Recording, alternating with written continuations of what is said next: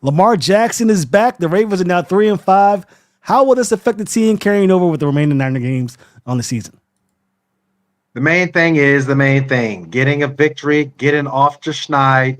Excellent job by the defense, as well as some good looks from Lamar Jackson and the tight end group.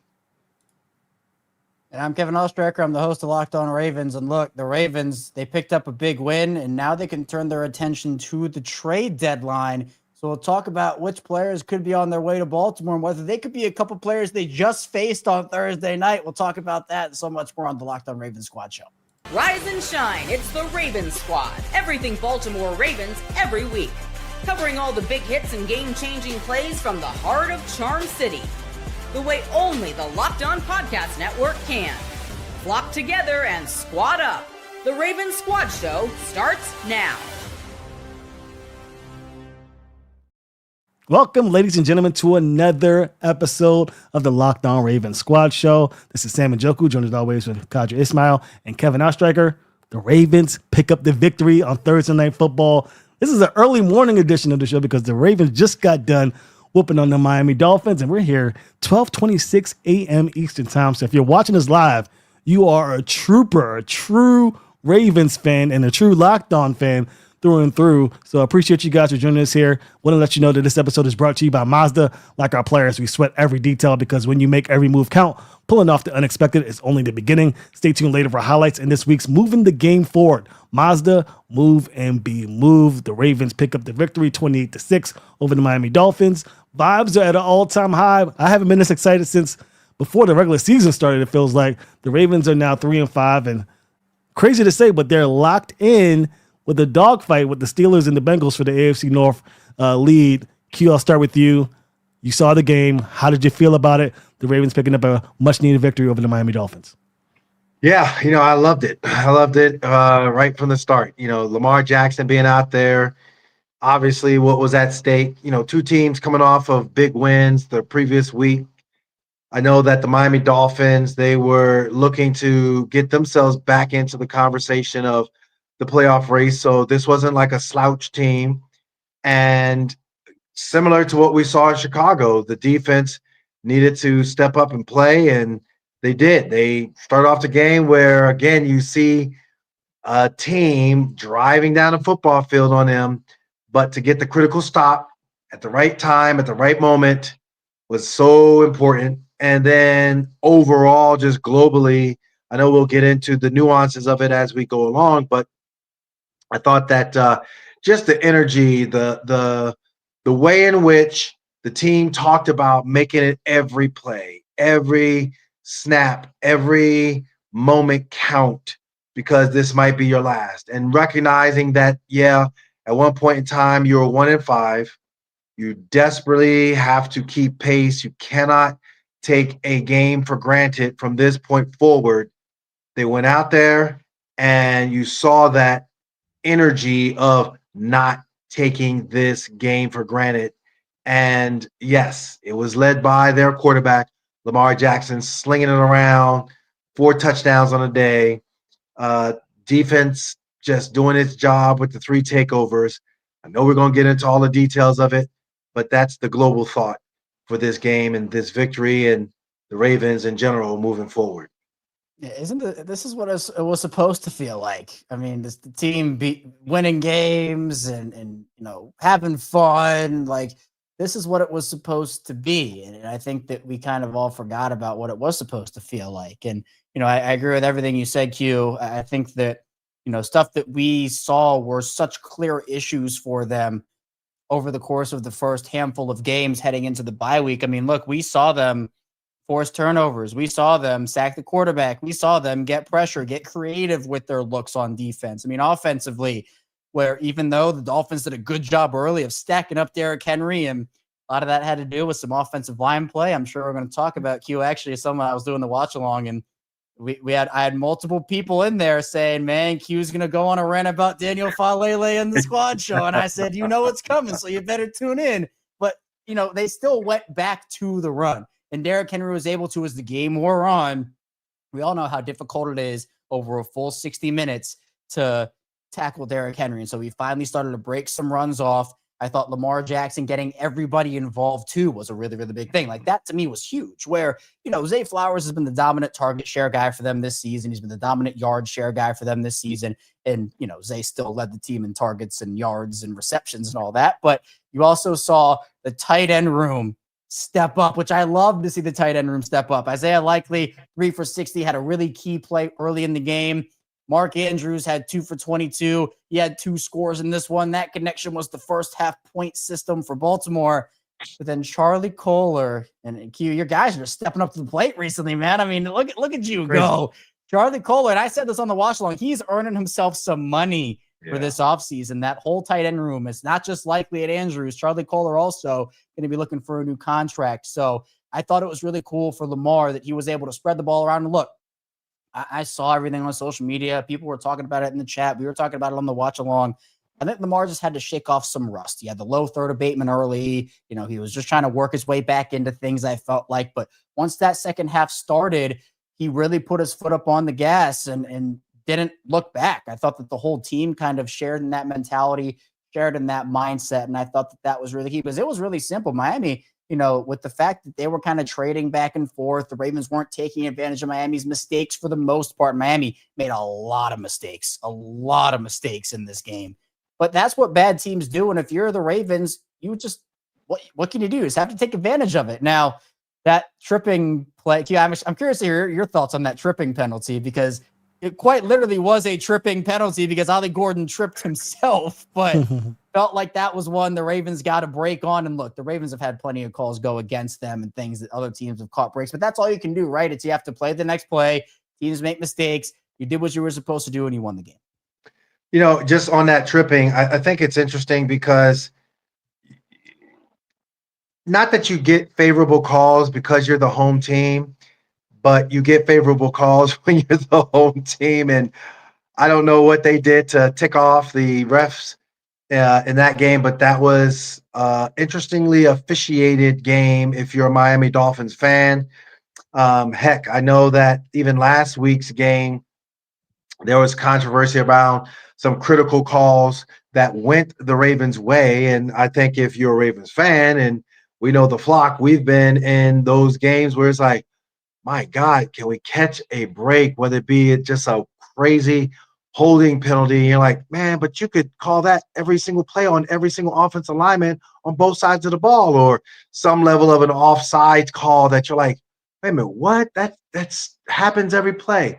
So I think for the Dolphins, that particular call, that was a real pivotal one that really, I think, continued to just go in the favor of the Ravens. And so the momentum clearly was in the Ravens' favor. Yeah, big time. And I'm okay with it. We need all the help we can get. I know the Ravens are, technically they're a 2-5 team now, 3-5, and the Dolphins are a 2-6 team now, 2-7. So, it feels like the Ravens and Dolphins should be on even playing field, but no, the Ravens are not a 2-5 ball club or a 3-5 ball club. They're a much better team than their record indicates right now, and the Dolphins are exactly who their record says they are. So it's going to be very interesting to see what happens with the Dolphins moving forward. But for the Ravens, it is a great, it's a great stepping stone for this team. And you guys mentioned it. Lamar Jackson was rusty at the start of it. Got a handle on things. I was paying close attention to his hamstring, seeing how he looked. Didn't seem to favor it too much. Didn't look as, not as much burst on the field as we usually see, but that may be him being a little more trepidatious with his movement as he gets accustomed to life after his first hamstring injury of his career. Let's talk a little bit more about Charlie Kohler, because there's a clip going on social media after the game where, Derrick Henry was talking about, he's putting in this campaign for Charlie Kohler to be a Pro Bowler. And it's not hard to see why. He's been playing very good football. The Ravens have 3 tight ends out of contract this year. Coming into next season, could Charlie Kohler have a more pivotal role in this offense? Q, I'll start with you. What are your thoughts about him moving forward as a tight end for this team? Well, let me just say I am totally biased. Charlie Kohler fan club president. So that's from day one. And let me even go ahead even further from a tight end aspect of things. Yes, my son is a tight end, and he is still looking to catch on to a squad. But with that, I know that literally the Mark Andrews interview that started his ascending into the greatness that he is. I say it tongue in cheek, but it started with myself on WJZ. Then, of course, Isaiah Likely. He was just looking great in his training camp debut. I interviewed him as well, and I started off on that trend as well. So Charlie Kolar was right in line. Charlie, I think, for what he's done blocking, I think what he has done as far as his versatility with Cooper Rush, with Tyler Huntley, while you had Isaiah Likely out, while you had Mark still trying to figure things out, Isaiah and Mark, I think, are tremendous players. They're top of the line tight ends, but Charlie Kolar is no slouch. And we saw more of that tonight. I loved how last week he had an opportunity to get into the end zone, in the red zone after the short field opportunity that was presented by Nate Wiggins' interception.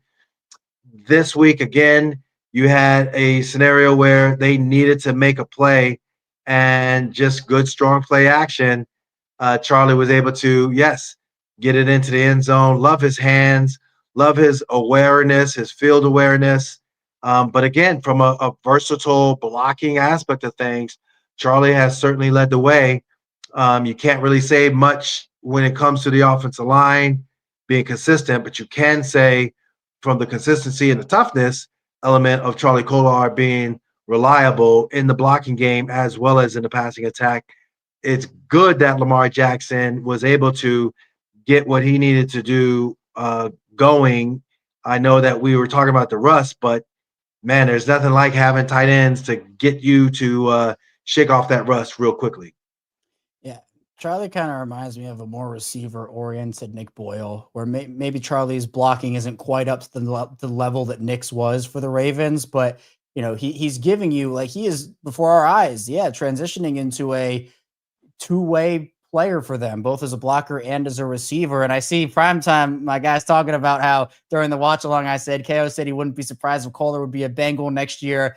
How dare you even think that? I was saying, I didn't say that Kolar was going to be a Bengal. I was saying, imagine Charlie Kolar, because a lot of teams, I feel like Charlie Kolar's campaigning for a tight end one job next season somewhere else.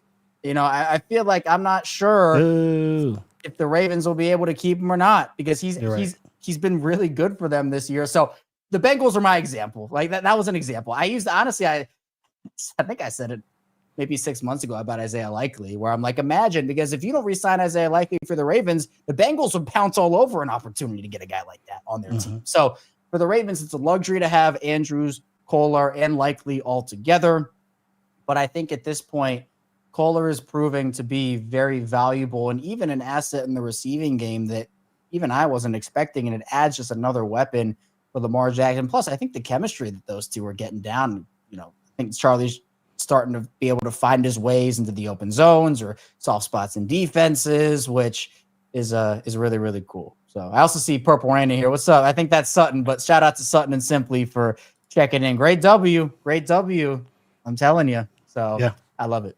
Really good. Man. I'm telling you, it's interesting because I don't want them to go into division teams, but I could see where division opponents just simply, hey, you know what? We've seen these guys up close and personal. We've seen how they've played. Let's go out there and see if we could talk to their agents and sign them to a deal. I do think that if you look at the bigger picture, Isaiah Likely is not going anywhere. I don't think so. I think that he's just too young and valuable of a player. I think now, will the Ravens do the right thing when it comes to, like, just look, let's just offer you the great contract and not have you worry about free agency? Or are they going to kind of like, well, you got injured and play that whole, what if game and all the corniness that frustrates players? So hopefully they will do the right thing and not, quote unquote, string it along. I really hope not, because the Ravens, again, all three tight ends are under contract until the end of this year. Afterwards, all three will be eligible to hit the open market. hopefully the Ravens understand that and lock these guys down. We know that they did try and get Isaiah Likely a contract before the start of the season, much to no avail, but they will try and continue to work something out because we saw all 3 tight ends go to work in this game. And that is going to be very intriguing to see if they can, retain at least one, hopefully 2, but at least one of those guys had to return to Baltimore. The Ravens do have their pick of the litter. When we come back, we'll talk more about this game, a little more on the offense, and then we'll shift over to the defense here as we get set to, talk a little more Ravens football, considering the Ravens got their second straight win of the season, first winning streak of the season, as well as they're now 3-5 and looking to pounce the top of a weak AFC North division. We'll talk more next here on the Locked On Ravens Squad Show.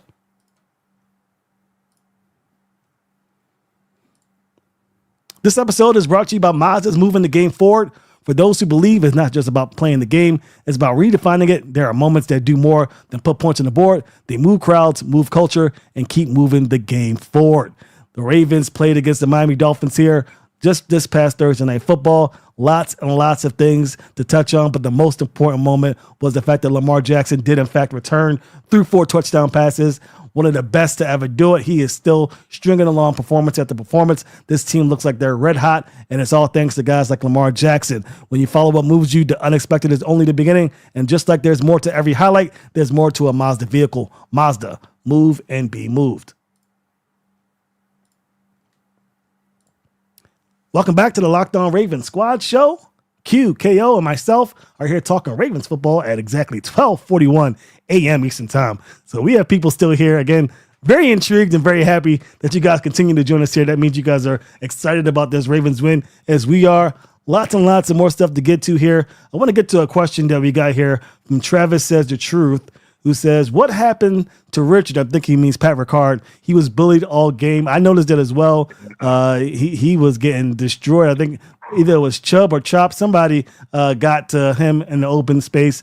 Didn't have a running start, but, man, he got bullied over. It looked like Daniel Falele a little bit out there, the way he was getting bullied. Q, I'm sure you watched it. I'm sure you saw. What are your thoughts about Pat Ricard and his performance in this contest? Well, leverage is king. And normally Pat Ricard brings the leverage, and that's what gives him the advantage of being Pancake Pat. I don't know. I don't know what Chubb did or felt like he needed to do to motivate himself. Maybe he was just hungry and needed some flapjacks and saw 42 out there and was like, yo, I'm about to flap your jack, homeboy. Because he did it and did it well. And like, I mean, that was a few plays where you saw him kind of get back up on his heels. And then, yes, the one that was a clear just, butt to ground. So therefore, Pancake Pat got pancaked. And, that one in particular didn't necessarily hurt them. Lamar was able to escape out. But, yeah, I don't know. That's just such a rarity because he's such a large man and very athletic too. So, blame it on the South Florida weather, maybe? Who knows? Yeah. That's it's just such a rarity to see that happen. Yeah, I mean, it was jarring. I mean, for sure. But, Pat is still trying to work his way back into things. I'm willing to give Patrick Ricard grace. I mean, he's going to have a mini bye here to continue to ramp up. And he's still he's had a long time to kind of ramp up and get ready. And, he's in practice. He's not playing. He's inactive. Now he's back. But, there's a difference. Even when you've played for a long time, and Patrick Ricard certainly has, there's still sometimes you haven't played a game in a while. First game of the season. Now this is your second game of the season. It might take a little bit of time to just get back into the swing of things. So I'm not going to hit the panic button on Pat. I mean, look, there were some moments in this game where it's just like, whoa, like that. And maybe that's future teammate Bradley Chubb. Patrick Ricard is going to see in a couple days in the locker room, and then maybe they can laugh about it. So it's possible, but I'm all right with saying, look, bad moments for Ricard in this game, some weird ones, but I have confidence in him. I'll give him some time. I think I will as well. We'll see what happens, but let's move on from Pat Ricard and kind of stay in the same lane. Derrick Henry had an okay game. He strung along a little bit towards the end and got those yarders, but early on, the run game was really struggling. Some of it is that the Dolphins were trying to key in on stopping the run as most teams do, and some of it is the continued, lack of performance from this offensive line unable to get those running lanes going. The Ravens love to pull guard. They did it within the 5-yard line again, and much to no avail. It took Lamar Jackson to get that first touchdown grab after plenty of chances inside the 5 to get it done. What is going on with his offensive line? We said it last week that, at least I did, that I'd be upset if they brought the same 5 players onto the field. They did so again against the Bears, and now again 4 days later against the Dolphins. Now, again, I didn't expect much change from the Bears game to the Dolphins game because of the short time, but it is still looking terrible. Kevin, what are your thoughts? I mean, I'm at a loss for words. I don't know if there is, something on the horizon. People are pointing to Emory Jones potentially coming in. We talked about the limitations with that. Bullock, Ben Cleveland, whatever. What are your thoughts about this? Are we stuck with this unit for the rest of the season, or do you think there's actually hope that there's change coming?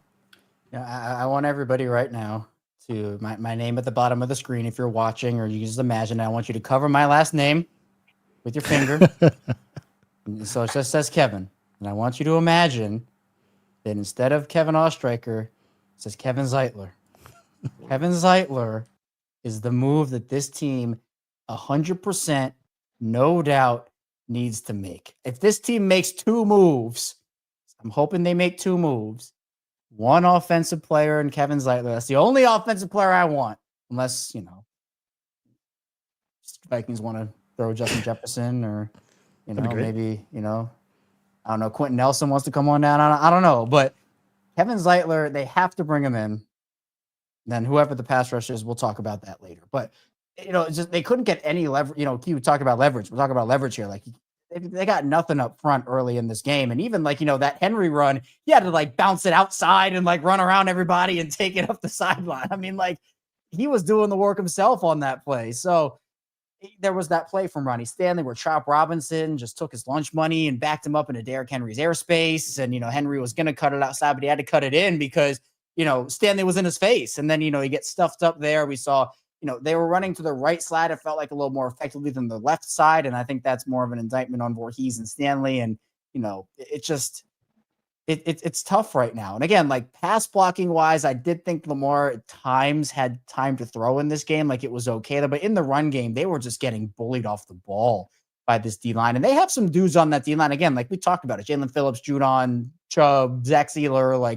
They have, I think Adam Butler's on that team. So they have a lot of guys up front. But I mean, aren't those the players you're going to be facing in the playoffs? Aren't you going to be facing stout D-lines in the playoffs? Aren't you going to be facing, Q's favorite player not on the Ravens, Ed Oliver, and Chris Jones? And, you're going to be facing those tough, stout dudes on the D-line.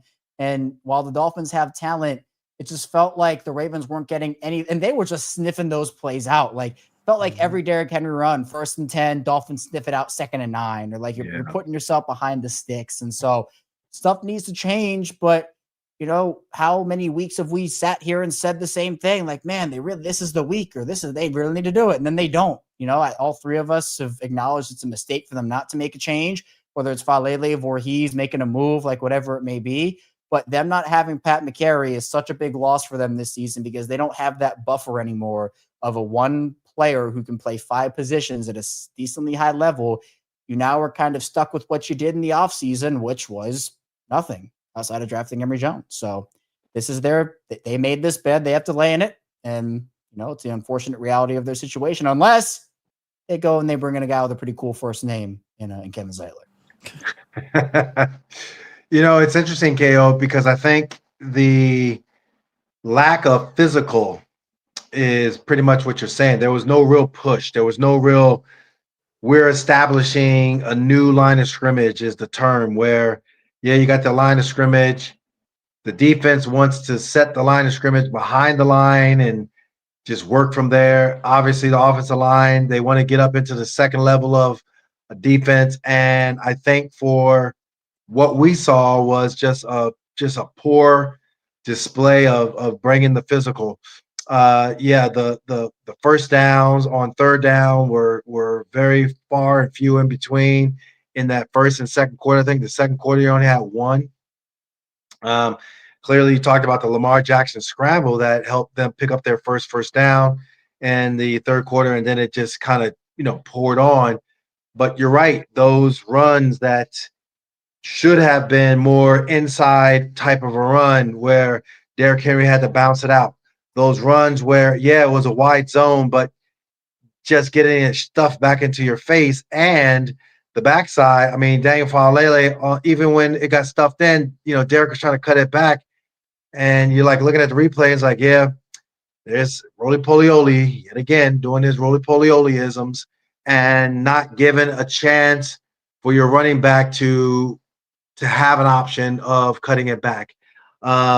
Heck, even the sack. I mean, I know this isn't running the ball, but gosh, there was some good plays that from a protection aspect of things, and I was ready to, be like, all right, maybe sort of, and then all of a sudden, bam, sack. Okay, roly poly. Oh, what are you doing? You're just, come on, brother. So, yes, there was some formidable defensive guys that were determined, as you're saying, but you can also see where, from a bigger picture standpoint, let there be a boss defensive line, and the Ravens, they're going to be stuck in neutral. You're going to have some teams that are going to be coming up. They're going to have some stout D linemen that you're going to have to face, and that's a concern. Yep. Steelers are coming up twice. TJ Watt. You got Trey Hendrickson with the Bengals. Whether or not he gets traded remains to be seen. Brennan Williams, goodness gracious. He's coming up too if we don't get him. Better get him. They need to get him. We'll talk about that later on in the show. But yeah, you're absolutely right. They need to do something. Let's try and transition to the defense before the break, because the Ravens held the Dolphins to 6 points now. I mean, the Dolphins did have, a little bit of success through the day, I believe. Tua had 261 yards passing. There were about 87 yards rushing for this team. Achane did run for, I think, 4.8 yards per carry in this contest. So they did get some yardage going, but it was a bend but don't break. Of course, the Dolphins shot themselves in the foot, but this is another stout defensive effort from Zachary Orr. I think this is third straight game of that. He held the Rams to 17 points. He did well against the Bears. I think he held them to 16 points, and now you're holding the Dolphins to 6 points. Now, these aren't world beater teams that they're going up against, except for maybe the Rams, but this is a stark transition from what went down earlier in the season. A lot of it has to do, in my belief, that going to that 3 safety look to try and use that package to get some manufactured pressure. Q, what are your thoughts about this defense initially in this contest?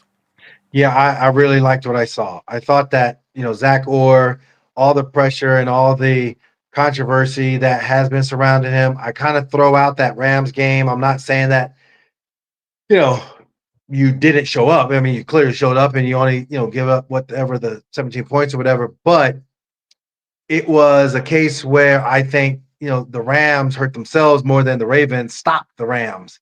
And it showed up when they went out to London against the Jags and they just mud stomped the Jags. That is where, yes, for this game, for the Bears game, both teams coming off big wins, one against the Atlanta Falcons, obviously Chicago rattling off 4 in a row.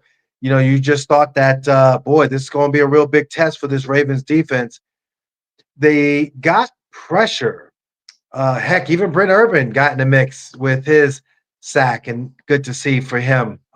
Big Brent Urb. And I think the Mike Green, I think the Mike Green show is continually growing as he gets better. You're seeing him with some pressures. Didn't really have like wow numbers, but certainly his pressures were there. The containing of the run was certainly there. Alohi Gilman, goodness. Like the critical stop and tackle, strip fumble was awesome. Then obviously, you had Malachi Starks jumping in on the mix. He's like, wait a minute, I'm a young fella, but I can play center field really well. They just did a really fine job. Marlon Humphreys with his fumble and recovery as well. They did a fine job of playing team defense, and that's something that is really critical. You got to play that team style defense. I thought that they did an excellent job yet again of Kyle Hamilton being a jack of all trade, the way in which they use him as a Swiss Army knife to create some pressure and manufacture that pressure was real evident. So, all three levels. Again, there might be one or two plays where I thought the linebackers, could have done a better job of getting off blocks to stuff Akan, but Akan is just he's a speedy running back, and sometimes the other team got talent too. So I'll give him a small pass, but overall great, real strong, solid job. I'll say B plus A minus. I don't know about anybody else, but I'm very glad the Ravens don't have to face Devon Achane or Jalen Waddle again. I'm glad we can put that in the rearview mirror and say, hey, good game. We don't have to worry about you anymore. I mean, I'm glad about that.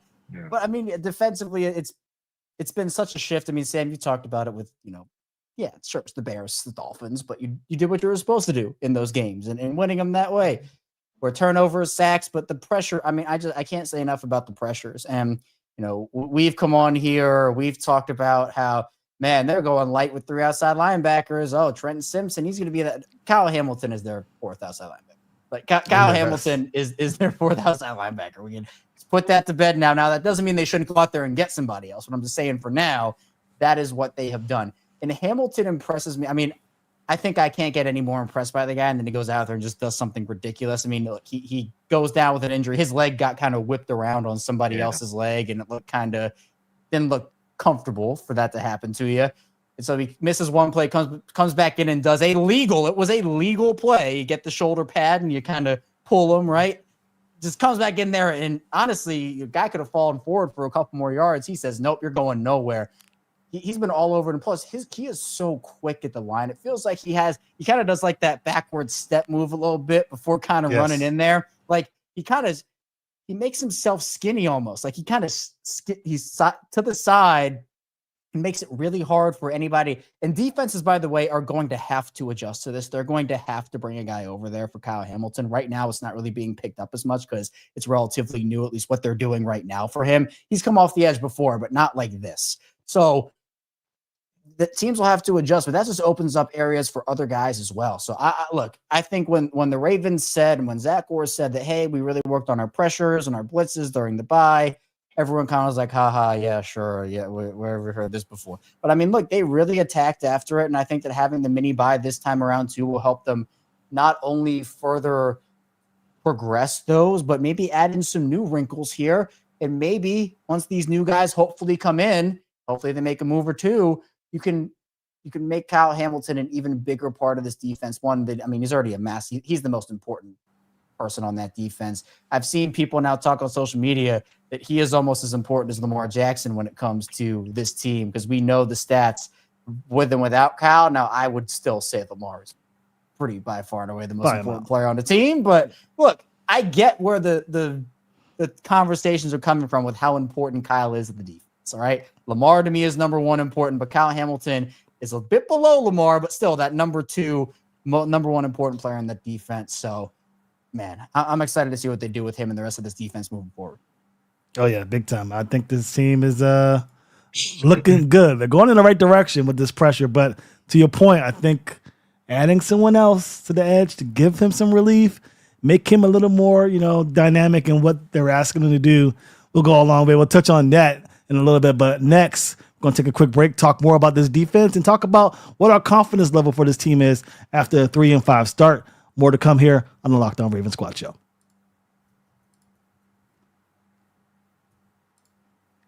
The NBA is back, and there's no better place to get in on the action than FanDuel, the official sports betting partner of the NBA. Even if you missed the start of the game or want to ride the hot hand, FanDuel has live bets on everything from who will score next to fourth quarter comebacks. Plus, you can even combine your live bets into a same-game parlay for a shot at a bigger payout. It keeps every game exciting, especially when your team's making that late push. Right now, FanDuel is giving new customers $300 in bonus bets when your first $5 bet wins.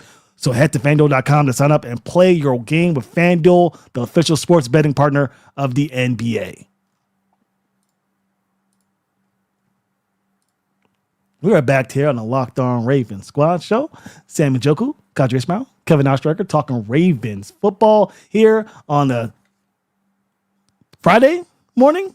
1 Right. o'clock a.m. Eastern time. Man. You guys are troopers hanging in there. It's feeling good. If you're listening and watching live, Q is barely awake, you know? We call these the zombie Q episodes. Zombie We got the Q zombie Q episodes, in for the building. So we are rocking along, but we gotta talk football. We're still excited for the game, absolutely. And now we have a little bit of leeway between now and the next game against the Vikings, but also a little bit of leeway between now and the trade deadline. But we'll talk about that in a little bit. First, we're going to continue talking about this defense again. We're very excited for what this defense has done, and it starts with Zachary Orr, who has once again, it seems as though, taken the first half of the season, thrown it in the trash can, and has revamped this defense to whatever it needs to be to get this team set to make a potential run. Now, they weren't 3-5 at the start of last season, but they still have the momentum necessary, I believe, to get the job done. Let's talk about our boy Malachi Starks, who gets his first interception of the year. I'm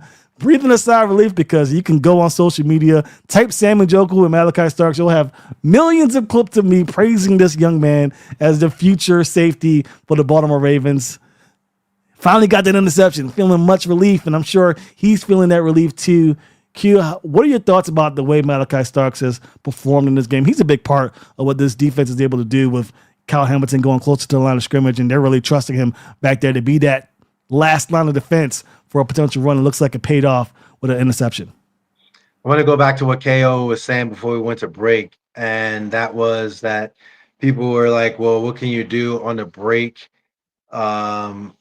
that you had with the bye and going over your defensive calls and pressures?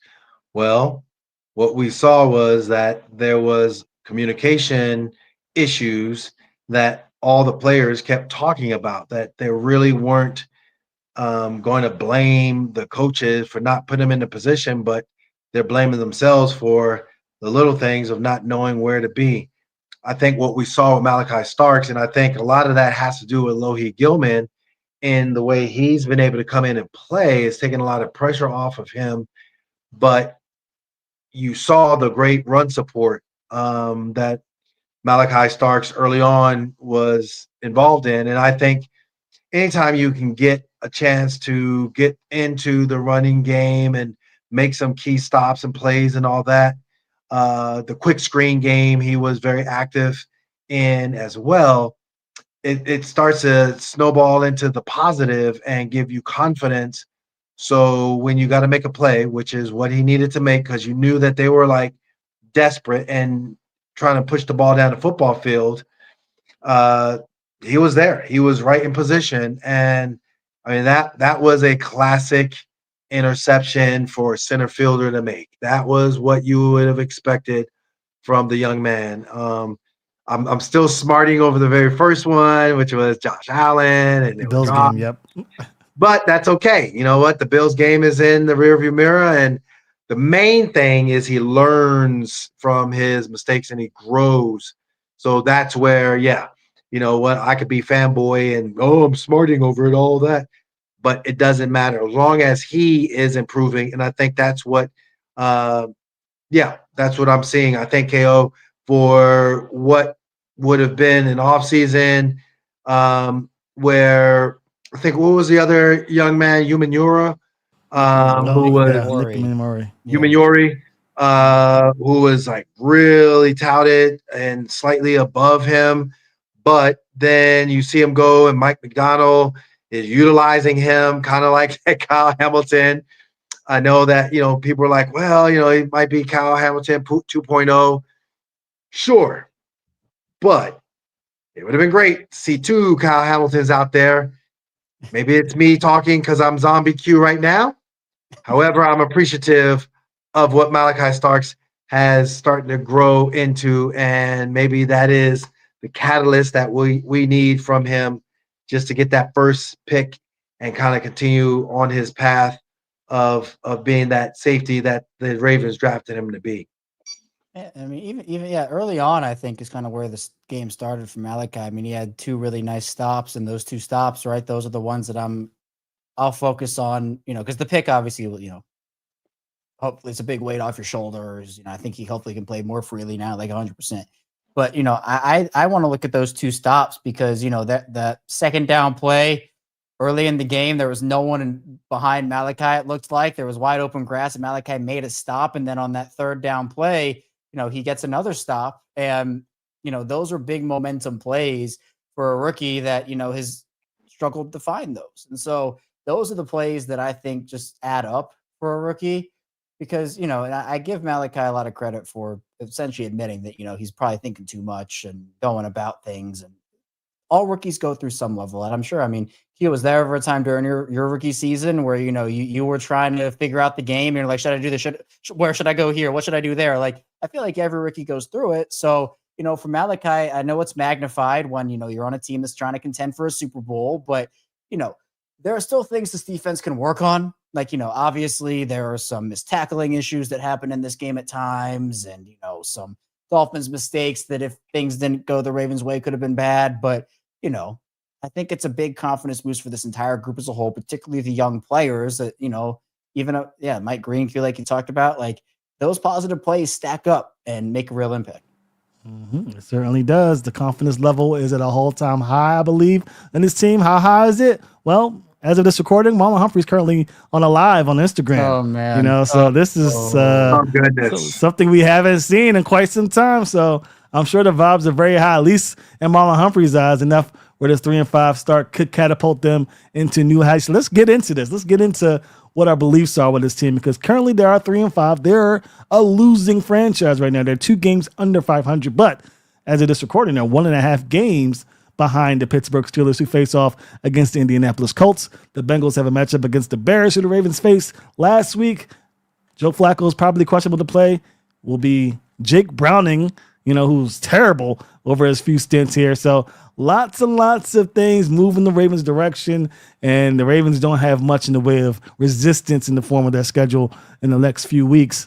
How confident are you, Q, that this team has what it takes to right the ship and make a potential run to the AFC North title?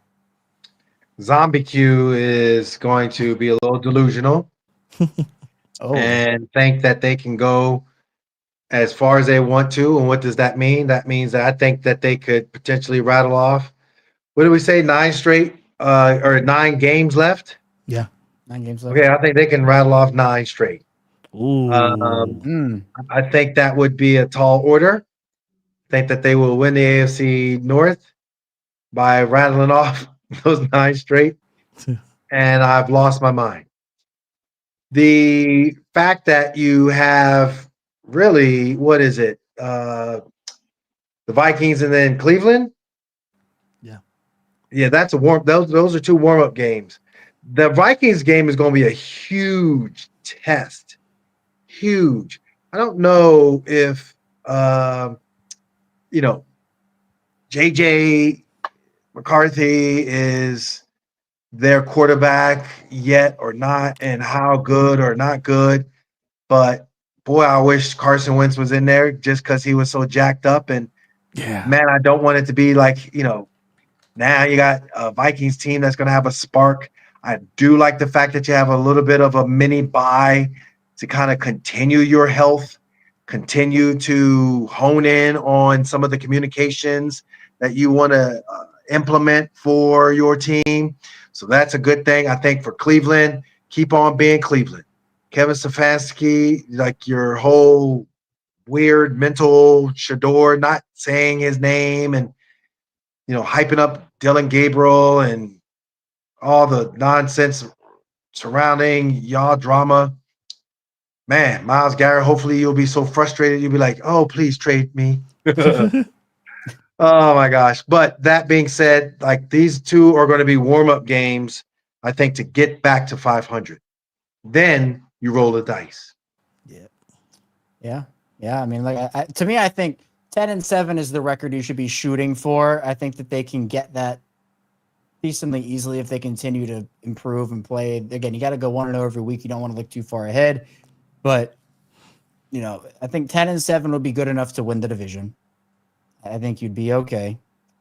But, I think the games people are kind of circling is, could the Ravens lose? Is it Green Bay? Is it one of those Pittsburgh games? Those games get weird. Can they keep pace with Cincinnati? I mean, like, those are the types of games. Maybe the Patriots, who played really well this season. But I think, look, the Ravens, you got to get back to it. And we're certainly on that path to, yeah, those are good teams, or they're playing good teams, but the Ravens are also a good team. You want to get back to that. They've shown a lot of improvement over the last 2 weeks.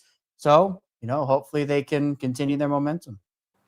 We are hoping. I know guys like Sean Coles is on the chat saying, we're hanging our hats on shaky ground. He's not too impressed with the start the Ravens have had against poor teams, but you can only play the guys that are on your schedule, and they need this. These are the games that you can improve upon and get better. Hopefully the Ravens make some moves towards getting this team better, or, if they don't believe this is the case, perhaps they're trading assets away. During the broadcast, they mentioned Mark Andrews, who had 2 touchdowns in this contest, could be a guy that could be traded. I mean, that's the conversation right now, but probably not considering the way he performed in this contest. We're going to touch on this in a little bit. In fact, we're going to take a quick break and touch on it. Should the Ravens be buyers or sellers after this 3-5 start? We're all seeming very confident. Is what they did against the Dolphins and the Bears last week enough to consider this team buyers, and how big of a buyer should they be here as we touch on the state of affairs here in the front office? We'll touch on it next here on the Locked On Ravens Squad Show.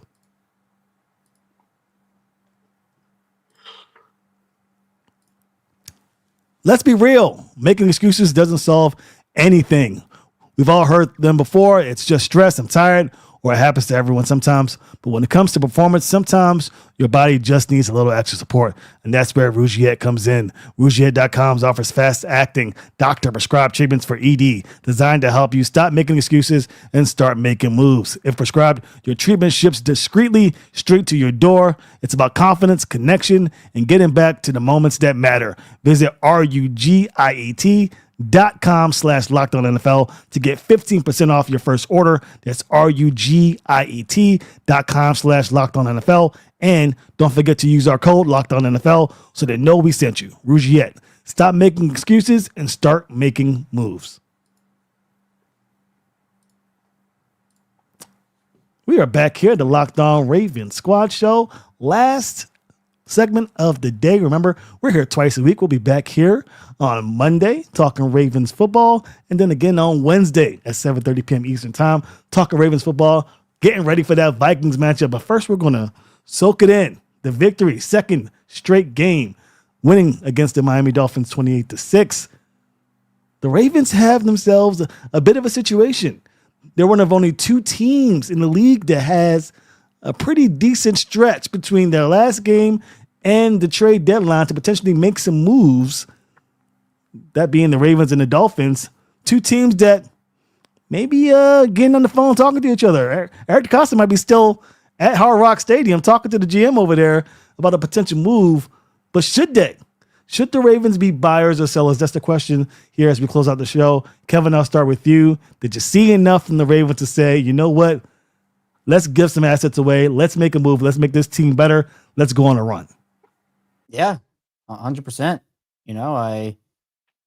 I feel like the Ravens need to make a couple of moves here. They have an opportunity staring them right in the face of going on a run. And I think that, their roster still is flawed and needs some additions. So, it's good that they're able to pick up these 2 wins. And, I think this is what we all wanted to see in terms of like defining whether they were going to be buyers or sellers or not.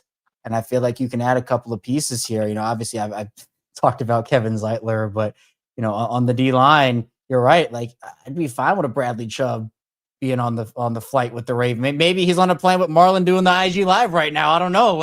You got Zach Sealer on there. Excuse me. You got maybe Judon's back with Marlo. You got those 2. You can talk about mac and cheese together with those 2, and make all those crazy comments. So those are the types of teams you have to target, though, right? It's the teams that aren't going anywhere this season. It's the Titans. It's the Jets. It's the Dolphins. It's the Saints. Like those are all the teams, and there are others as well that are going to be teetering on should we be buyers or should we be sellers. But the question becomes: it's not to me about whether they should trade assets away. It's about what assets they should trade away. It's about and that's a question that everybody individually has to answer too. It's not just, the 3 of us or anybody or us individually. It's like, do you feel comfortable enough with what you've seen so far through 9 weeks, particularly since the bye over these last 2? Because I saw a comment from Travis who said, would you trade a first, a third plus Kohler for Dexter Lawrence? That's probably that might be a bit too steep for me right now. Yeah. First and a third. I mean, I'd be okay right now. I mean, if it's for a Quinnen Williams, I'd probably trade a second and a fourth without Kohler. He's young enough.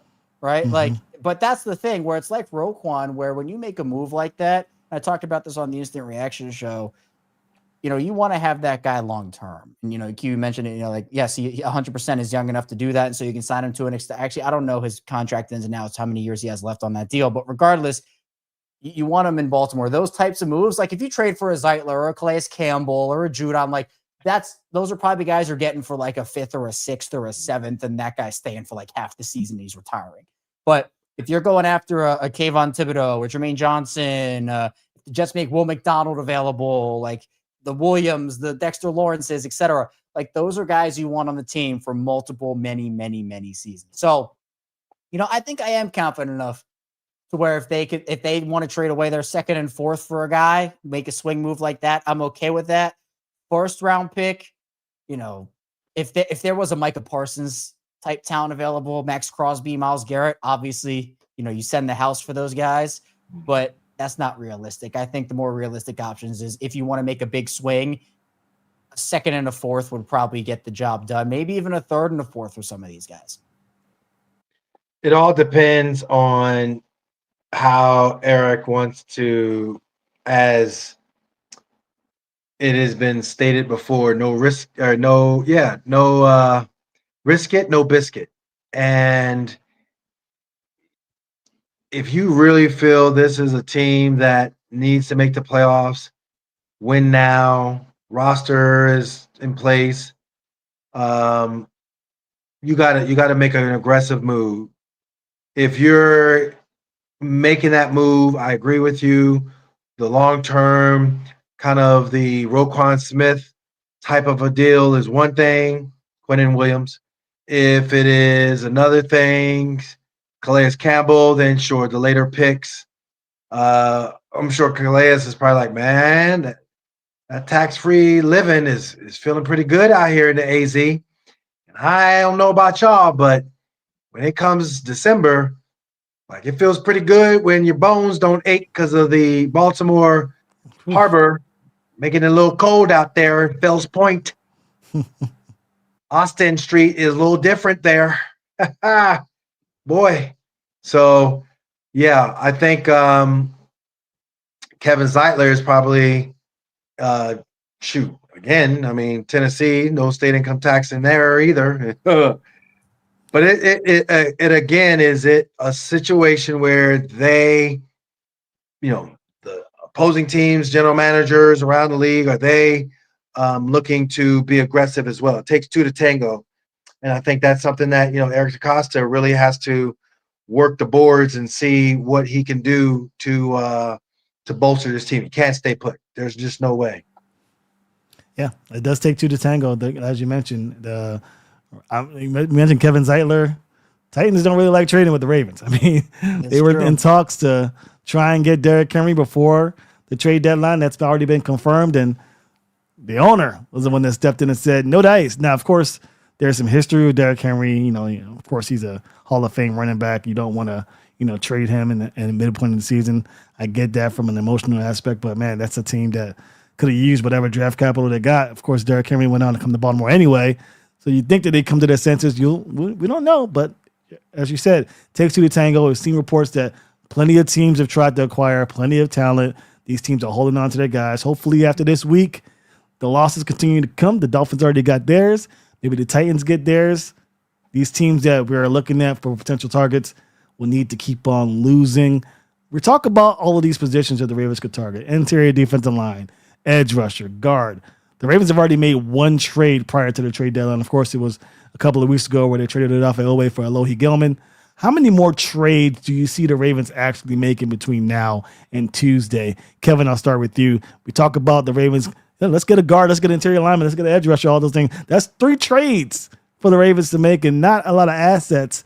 Do you see them making 3 trades, or, how many do you see them actually doing theoretically prior to the trade deadline? Not three. I mean, ideally it would be, but I don't see 3.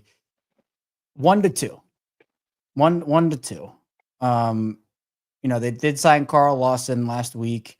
I think they want to factor him in at some point. They're using Kyle Hamilton as an edge guy a little bit as well. So, maybe they try to just go trenches, O-line, D-line. I don't think that they are necessarily going to trade for 2 at the same position either. Like, I don't see them trading for 2 defensive linemen on the interior or 2 outside linebackers. I would probably say that they move for 1 position and then another position. But I would go probably, if I were the Ravens, I would probably do trenches. I would do 1 offensive lineman, 1 defensive lineman. Despite the fact they're very thin at outside linebacker, with the way they're using Kyle Hamilton and they have Carl Lawson, I feel better about it now. Not great, but again, like ideally they would make 3 trades. I just don't see them doing that. So you kind of got to pick and choose a little bit there. But I think Daniel Falele, if you replace him with Kevin Zeitler, it's a big move. And I see everybody. We haven't even talked about Falele in the last 5 minutes, and I see people are just still talking about him here in the chat. I will say this. 77 doesn't tangle by himself. I will say this, and this is something I don't think a lot of people are talking about right now. It's true. Very. But I want to break some news, all right? It's not really breaking news, but I want to say that to feel special. Daniel Falele is a free agent after this season. What? Unrestricted free agent. Yeah, wow, breaking news. Bye-bye. Wow. So I remember how people were talking about Brandon Stevens and how John Harbaugh said, hey, maybe we'll bring back Brandon. Everyone's like, no, get him out of. If Daniel Falele re-signs with the Ravens, I don't even want to know what social media is going to look like. I don't even want to know what the comment, I kind of do. I don't want to know what the comment says is going to look like. So Kevin Zeitler's not a long-term option. Guard. He's probably going to retire after this season, maybe next year at the absolute least. I don't know if he said anything about retiring or not. But I think you have an opportunity if Falele doesn't re-sign or doesn't get brought back, if you trade for Zeitler, to have Zeitler be your right guard for this season. And then maybe you can plug Emory Jones in there next year. Maybe you can draft a guy in the first round to plug in there next season. And then you can have a transition of maybe a completely different guard room that starts this year. And whether it's just Falele or Falele and Voorhees, if Voorhees doesn't get it together too, you can have a transformation that on the offensive line rarely happens, at least even parts of it rarely happens during the year. I mean, when Trent Williams got traded from Washington to San Francisco, that's really rare because of how many teams need offensive linemen and how many teams aren't willing to give them up because they also need offensive linemen. So I think that the move is 2 moves, 1 O lineman, 1 D lineman, and you kind of go from there. Yeah, all I know is this, that roly-poly-oly ain't it. I think that Rosengarten and roly-poly-oly, they are going to be our downfall when it comes to potential playoff run, and that's a concern. So therefore, let's not make it a concern. Let's trade for somebody. It is late. That is all. Man, Q's watching that timer, man. Q is like, I'm going to do Q a favor and wrap it up here because he is nearing the end. Zombie folks. Q. Zombie Q is here, but he's right. We do need to make a change. Hopefully it happens. Knowing the Ravens, kind of similar to Ben Cleveland, if no one bites on Daniel Falele, let's bring him back for the vet minimum. The fans would go nuts. Great content for us, but not a great time if you're a Ravens fan hoping for this team to make some sort of splash here in the free agency or during the trade line. But that's going to do it for us here at the Locked On Ravens Squad Show. Appreciate you guys for sticking with us, especially Q sticking with us here. 1:23 a.m. in the morning. Crazy, but it is good times. The vibes are high. The Ravens pick up a victory. Much rather be talking about a win than a loss at this hour of the night. Appreciate you guys for tuning in. Again, if you're live watching, be sure to like and subscribe. If you're listening wherever you get your podcast, be sure to give us 5 stars. And if you're listening now after the fact, sometime in the morning or sometime in the afternoon on Monday, Q's already out of here, which means he is exhausted. That is great. So I'm glad you guys enjoyed yourselves. That's going to do us for us here at the Locked On Ravens Squad Show. And we will see you on Monday. Good night.